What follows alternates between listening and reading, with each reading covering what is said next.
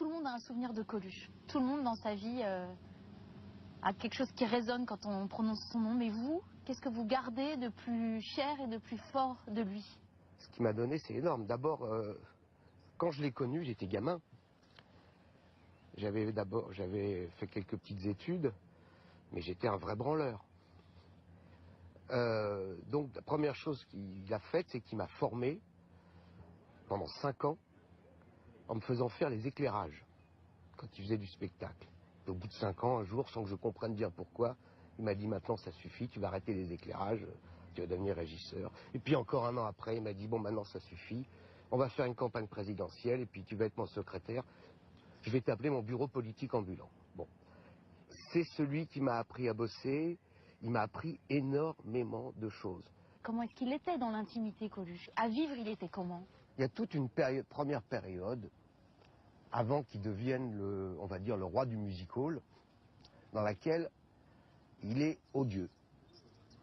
Il est chiant, il est tatillon, il est d'une exigence avec les gens incroyable, et évidemment d'une exigence avec lui-même incroyable.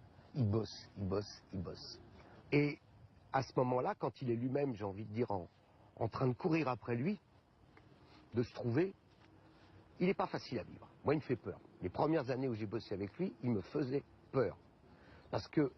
Peur tout simplement parce qu'il avait un tel talent, une telle vista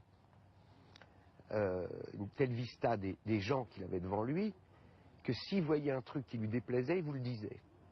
Mais il piquait pile poil à l'endroit où ça faisait mal et où c'était forcément une vérité. Donc ça, quand on prenait une flèche de lui, en général, on mettait un petit temps à s'en remettre. C'est la première fois que je rencontrais quelqu'un d'aussi puissant et d'aussi fragile à la fois. Vous diriez qu'il a des failles, qu'il a des fêlures dans son personnage? Quand on éprouve le besoin pendant 4 ou 5 ans de sa vie d'aller prendre une substance aussi forte que l'héroïne, c'est qu'on a quand même des grosses fêlures. Parce que tout le monde, dans les drames, ne va pas passer par ce stade et ce produit qui peut vous emmener à la mort.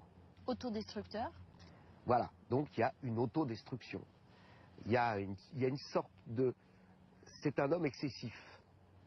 Alors ça paraît rien de dire ça, mais c'est-à-dire que c'est quelqu'un qui va au bout de ce qu'il fait, et quand il fait quelque chose, il va le faire totalement. Donc effectivement, le jour où, après quelques misères graves de sa vie, il va décider d'aller toucher les limites entre la vie et la mort, parce qu'en fait c'est un voyage comme ça qu'il va faire, ça montre cette gigantesque blessure qu'il a, cette gigantesque incendie qu'il a à l'intérieur de lui et qu'il ne peut pas éteindre. Mais c'était des blessures d'enfant ou c'était des blessures amoureuses? C'était des blessures existentielles? Des blessures profondément existentielles. Oui, oui, c'est ça. En gros, c'est la vie l'intéressait assez peu, quoi. La vie l'intéressait assez peu. C'est parce qu'elle l'intéressait assez peu qu'il s'amusait à faire tout ce qu'il a fait. Il fallait absolument lui donner un sens à ses vies. Elle n'était pas très intéressante. Donc il l'a remplie de choses essentielles pour lui donner ce goût. Alors toujours entouré, Coluche, c'est l'image qu'il donnait aussi. Est-ce que ça veut dire qu'il n'aimait pas la solitude et qu'il n'aimait pas se retrouver seul face à lui-même? Je pense que oui. Mais je pense qu'il craignait surtout de s'emmerder. Il fallait qu'il fasse un truc. Puis il a eu une période aussi, la grande période, c'est chaussures. Il faisait des chaussures à tout le monde. Tout le monde ne le sait pas, mais il adorait la cordonnerie. Voilà, il adorait la cordonnerie, il faisait des pompes. Alors, tous ses amis, on en avait. Le problème, c'est qu'il fallait qu'il apprenne la cordonnerie. Donc il avait appris. Mais si vous voulez, au début, il y a eu des cobayes. Moi, je me souviens, un jour, il m'avait pris, j'avais des bottes un peu camarguaises. Il s'en était occupé. Je vous raconte pas comment j'étais cisaillé quand je les ai mis, je saignais et tout.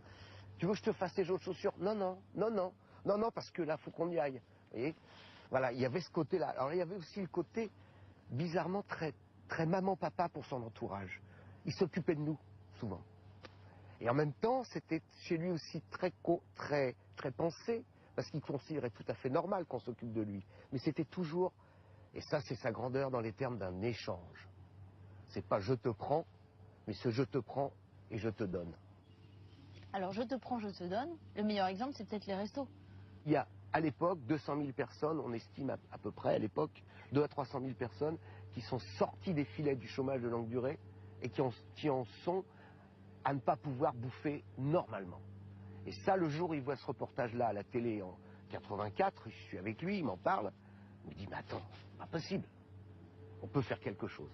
Donc, il y a volonté de rendre, et il y a aussi la volonté toujours forte chez lui d'être efficace. J'ai les moyens de le faire. Si tous les mecs qui ont du pognon comme moi s'y mettent, on peut régler le problème. Puisqu'on commémore les 30 ans de sa disparition, il faut que vous nous racontiez ce 19 juin 1986. Est-ce que vous lui en voulez d'être parti comme ça, fauché par un camion? Vous avez eu la colère à un moment, vous vous souvenez de votre... Ouais, bien sûr que j'ai la colère. Bien sûr qu'à ce moment-là, j'ai la colère. Bien sûr que... Enfin, c'est la colère, c'est tout d'un coup, on est Parce que c'est pas seulement la perte d'un ami, c'est aussi la perte du mentor. Qu'est-ce qui vous manque le plus chez lui aujourd'hui? Bah, des fois, je me dis que j'en ai marre de ramer tout seul. Vous voyez, je veux dire, c'est quand même j'ai toujours ce sentiment d'abandon. J'ai le sentiment que la vie, elle a pas... Bon, lui, il a fini sa vie vachement tôt. Donc maintenant, je suis beaucoup plus vieux que lui. Alors qu'à l'époque, j'étais beaucoup plus jeune. Mais je me dis, putain... Puis effectivement, quand je vois le monde d'aujourd'hui, parce que moi, j'étais censé être à côté de lui, à penser les choses. Puis aujourd'hui, il n'est pas là. Et moi, tout seul avec ma petite voix, alors voilà, il me manque, quoi. Je me dis, putain, s'il était encore là, la vie aurait été plus belle. Bah oui, mais c'est comme ça, quoi.